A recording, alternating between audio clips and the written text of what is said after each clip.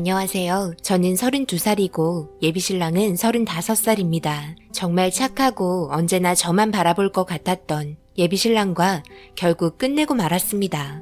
저는 현재 피아노 학원을 운영하고 있으며 어떤 남자가 피아노를 배우겠다고 와서는 서로 눈이 맞아 결혼까지 약속하게 된 사이였습니다. 처음에 학원을 두리번거리며 며칠을 왔다 갔다 하다가 고민하는 얼굴로 학원에 발을 들였고 저와 상담을 하면서 피아노를 배워보고 싶다는 말과 함께 자기가 처음부터 끝까지 연주하고 싶은 곡이 있는데 알려달라는 말을 하면서 그렇게 첫 만남이 시작이 되었죠. 어렵게 결정한 만큼 열심히 기초부터 배우기 시작했고 점점 피아노와 함께하는 손이 익숙해지면서 연습하게 된 곡은 다름 아닌 그대 만난 날이었습니다. 많은 분들께서 프로포즈로 고백하기 위해 사용하는 피아노 곡이죠. 2분 정도 되는 길지 않은 곡이지만 능숙하게 치기 위해서는 그래도 몇 달은 연습을 해야 했습니다. 그러면서 서로가 함께하는 시간이 많아지면서 저녁도 함께 먹게 되고 그렇게 연애를 하게 되는 상황까지 오게 되었네요. 그런데 왜 프로포즈 곡을 연습하는 거야? 나 만나기 전에 여자 있었던 거야? 아니, 그건 아니고 미리 배워두면 나중에 프로포즈 할 때 감동을 줄 수 있을 것 같아서 미리 준비된 신랑이라고 할 수 있지. 그럼 나한테 나중에 이 곡을 멋지게 치면서 프로포즈 해주겠네? 그렇게 되는 건가? 우리가 결혼까지 하게 된다면 생각해 볼게.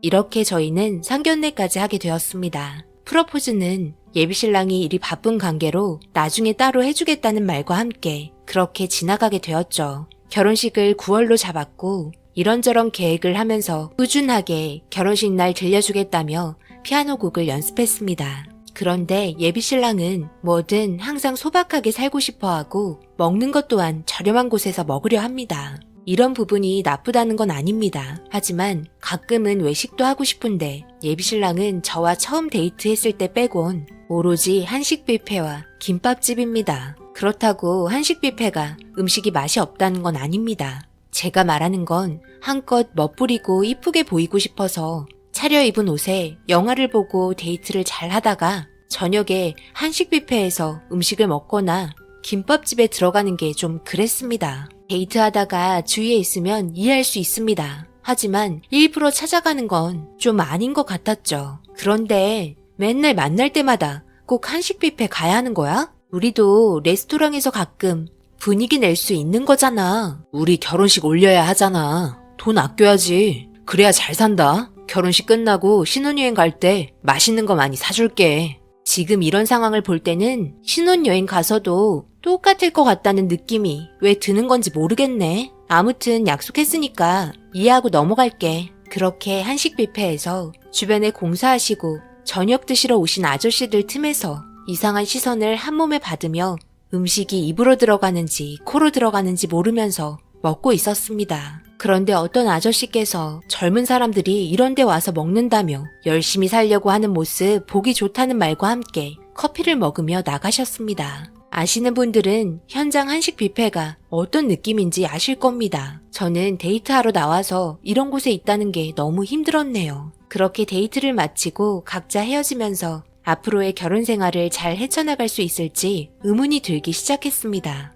솔직히 금전적인 부분에 있어서 제가 사용하는 범위가 묶일까봐 걱정이 되었던 거죠. 한 달 수입이 일정치 않았던 저와는 다르게 예비신랑은 외국 계열 회사에 다니고 있으며 월급도 대기업 정도와 비슷한 수준으로 받고 있었습니다. 그리고 돈 관리는 결혼하고 예비신랑이 관리한다고 못을 박았습니다. 그래도 저 하나 바라보며 저에게 온 정성을 쏟는 모습이 저에게는 너무 사랑스러웠습니다. 연애 기간이 길지는 않았지만 그래도 사계절은 겪어봤기 때문에 어느 정도 서로에 대해서 잘 안다고 생각했죠. 그런데 어느 날 일이 터지고 말았습니다. 정말 예상치 못했던 상황을 맞닥뜨렸으며 저희 가족 모두 예비신랑의 충격적인 행동으로 인해서 우리 집안은 그 자리에 주저앉고 말았습니다. 저희 가족은 한 달에 한 번 아니면 2달에 한 번은 꼭 함께 합니다. 좋은 곳에 가서 외식하며 좋은 추억을 만들기 위해서죠.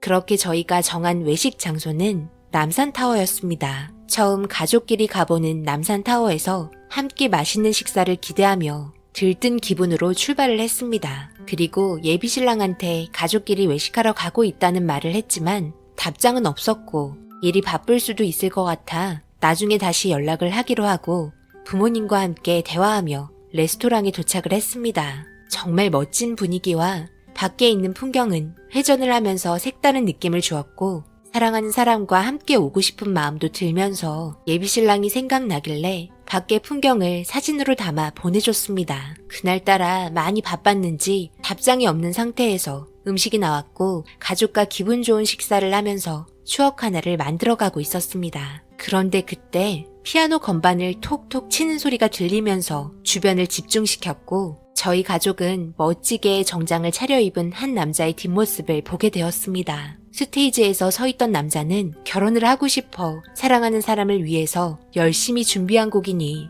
부족하더라도 이해해달라며 주변 사람들의 시선을 한 번에 사로잡았고 저도 저런 남자의 모습을 보며 언젠가 예비신랑도 저에게 프로포즈를 할 거라는 상상을 하면서 음식을 먹으며 구경하고 있었습니다. 그리고 피아노에 앉은 남자의 뒷모습에서는 긴장감이 맴돌았고 주변 사람들은 숨을 죽이며 그렇게 모두 한 곳으로 시선을 고정시키고 있었습니다. 누군지는 몰라도 정말 부러웠습니다. 그리고 들리는 피아노 소리에 저는 너무 놀랐고 정말 신기했습니다. 하지만 워낙 젊은 사람들 사이에서는 유명한 곡이라고 생각했지만 건반을 건드리는 모습과 살짝 실수하는 구간은 예비신랑의 피아노 치는 모습과 비슷해 보이기 시작했고 그 모습을 보면서 점점 느낌이 이상했습니다. 그 남자는 한 곳을 응시하며 한 여자에게 사랑의 눈빛을 보내는 것 같았고 그 남자를 바라보는 한 여자는 그 남자에게 완전히 빠져 있었습니다. 그렇게 짧은 피아노 연주곡이 끝나면서 주변을 향해 인사를 하는 남자의 모습을 보곤 충격에 할 말을 잃게 되었습니다. 다름 아닌 예비신랑이었습니다. 너무나 큰 충격과 함께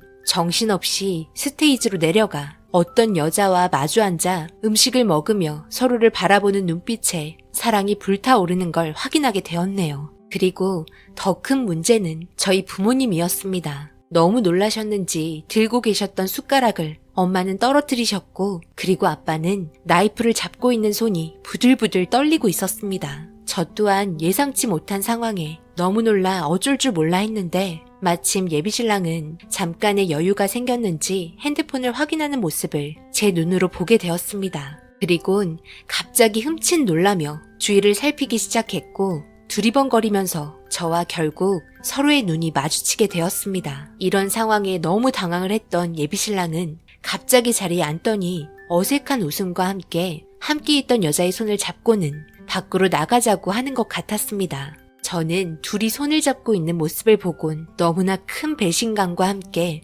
용서를 할 수 없을 정도로 화가 치밀어 올랐고 바로 일어나 두 남녀가 있는 곳으로 빠르게 걸어갔습니다. 야, 거기 안 서? 지금 어딜 도망가려고 하는 거야? 도망가면 상황이 좋게 마무리될 줄 알았어? 지금 내 눈으로 본 이 상황 설명 좀 해봐. 곧 결혼하게 될 사랑하는 사람이었다고? 지금 이게 무슨 말이야? 그게 내가 나중에 다 설명할 테니 지금 사람들 이렇게 많은 곳에서 창피하니까 나중에 이야기하자. 알았지? 지금 가길 어딜 가? 저기요, 지금 이놈이랑 결혼 약속하셨어요? 결혼 이야기만 나왔고 오늘 프로포즈 받았는데 그런데 그쪽은 누구신데 왜 이러시는 거예요?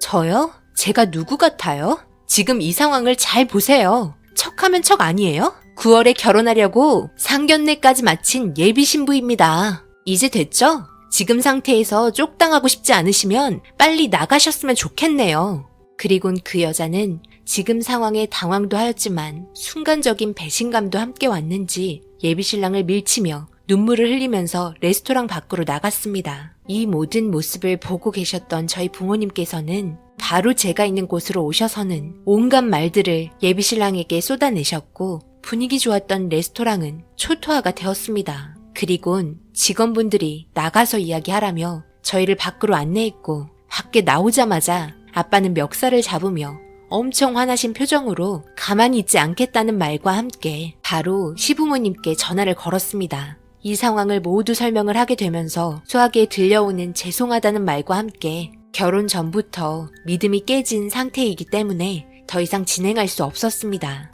이런 상황을 겪게 된 저는 그동안 저를 가지고 논 것 같은 느낌 또한 들었습니다. 파혼 위자료 소송이야 당연하게 진행이 되었지만 9월 예식이기 때문에 금전적으로 손해본 건 거의 없었습니다. 아빠는 결혼 전에 알았으니 그냥 똥 밟았다 생각하고 잊어버리라며 저를 위로해줬지만 남산타워에서 있었던 그날의 일을 아직까지 저는 잊지 못했네요. 제 나이 30이 넘어가고 있는데 좋은 남자를 만날 수 있는 날이 올까요? 하루하루 한숨만 나옵니다. 정말 사랑했던 남자에게 받은 배신감은 이루 말할 수 없네요. 제 사연 읽어주신 분들 감사합니다.